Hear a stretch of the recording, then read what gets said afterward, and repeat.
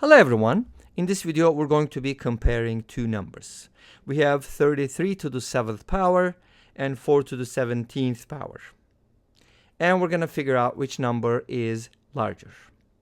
Great, so I'll be presenting one method, but we can also talk about an alternative. I'm not sure if that's going to work, but I could probably give you some ideas. All right, great. And please let me know if you come up with a different method.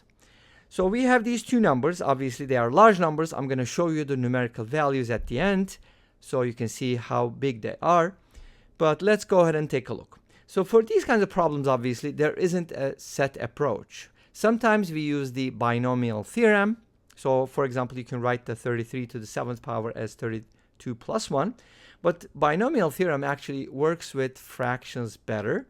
So, for example, I could do something like, okay, can I just divide this by this number and then just have a 4 to the power 24 on the side and then put these two together, like write it as 33 over 4 to the 7th power, blah blah blah, and then 33 fourths is basically 8 plus 1/4, and now this is where the binomial theorem comes in. Makes sense? So you kind of go off of that. I believe that would be a second approach. I don't know if that works, but I have a feeling that it's going to work. And then you kind of expand this using the binomial theorem. Obviously, the powers of 1/4 are going to get smaller and smaller, and the 8 is going to grow faster. So at some point, you're going to get to a value where the number is larger than the other or smaller than the other. Okay, makes sense? So hopefully, this will guide you in the right direction. Again, if you have any other ideas, please let me know. But I'm going to go ahead and present my method. Okay, which is very simplistic, by the way. I know some people are going to be like, wait, this is too easy, right? Way too easy. Not for everyone. So everyone is different. So never compare yourself to someone else, especially in math, because everybody has a different background, different environment, so on and so forth. But always try to grow, always try to learn. That's what I've been trying to do. And I learn from my audience as well. Anyways, too much talking. Let's get to work. So here's what I'm going to do. In order to be able to compare these two numbers, and calculators are not allowed. Let me say that first, because some people say, I just put it into the calculator. That's not the goal. To compare at the end, yes, you can check your work. So I'm going to use special powers. Special powers means like I don't have special powers, but numbers have special powers. For example, 4 and 33. How could they be ever related? So one of the things you can do, before I get into the actual solution, you can kind of try to raise 4 to any other powers, like 4 to the first is 4, 4 to the second is 16, 4 to the third is 64. So 64 and 33 are not that close. 16 is kind of half of 33. That could be an idea, right? And absolutely is. So here's what we're going to do. These numbers have a lot in common, and we can use powers of 2 as a transition. That's what we're going to do. Okay, ready? So first, I'm going to compare 33 to the 7th to a power of 2. But first of all, let me do this. 33 is greater than 32. Would you agree? Yes, right? Okay, great. Now let's go ahead and raise both sides to the 7th power, because that's what we want. So great. Now we have 33 to the 7th power is greater than 32 to the 7th power. If you have a larger base, especially when it's positive, the outcome is going to be larger. But what does this have to do with 4? Well, 32 is 2 to the 5th power. Hopefully you knew that, right? That's an important power. And by the way, I just memorized through 2 to the 10th, which is 1024, by the way. It's very helpful. And 2 to the 10th is kind of easy to remember because it contains a 10 in it. And a power of 2 and a power of 2 again.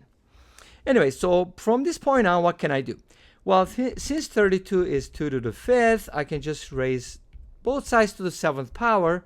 And this is what I'm getting. So 32 to the 7th power is the same thing. I don't know why I use parentheses. 32 to the 7th power is the same as 2 to the power 35.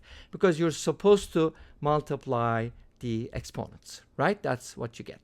Now I'm going to go ahead and set it equal to 2 to the power 35. Great. And then what am I going to do with this? Well, I'm going to compare 2 to the power 35. I want to be able to transition to 4 from here. So what I can do is compare this to an even power of 2, because 2 squared equals 4. Get the idea? Okay, so I do need something even. And 35 is odd. So obviously 2 to the power 35 is greater than 2 to the power 34, isn't it? Yes, it is. And since 2 squared is 4, if I raise both sides to the 17th power here, it actually gives me something nice. If you raise both sides to the 17th power, you get 2 to the power 34 equals 4 to the power 17. Isn't that awesome? That's what we needed. And now you can set this equal to 4 to the power 17. Awesome. What do we get? Look at the endpoints. That's what you get, and that's going to be the final outcome. This number is greater than this number. Awesome. Conclusion. 33 to the 7th power is greater than 4 to the 17th power. So we did use equations and inequalities, kind of like a chain of those, to transition from 33 to the 7th to 4 to the power 17. That's one of the strategies that you can use if the powers are compatible, if they are kind of nice and working together, then you can do this. Sometimes you use something else like the binomial theorem that I mentioned. Please use this and see if you can get at something. Or if you know of another approach, totally entirely different approach, please let us know in the comment section down below. Okay, let's take a look at the numerical values and we'll be done. Awesome. And the numerical values are as follows. 33 to the 7th power is 4.26 something times 10 to the 10th, and the other number is 1.717 something times 10 to the 10th. So they are still at the same, kind of like the order of magnitude sort of, but obviously this number is greater by about 2 point something times, 2.5 maybe. And this brings us to the end of this video. Thank you for watching. I hope you enjoyed it. Please let me know. Don't forget to comment, like, and subscribe. I'll see you next time with another video. Until then, be safe, take care, and bye-bye.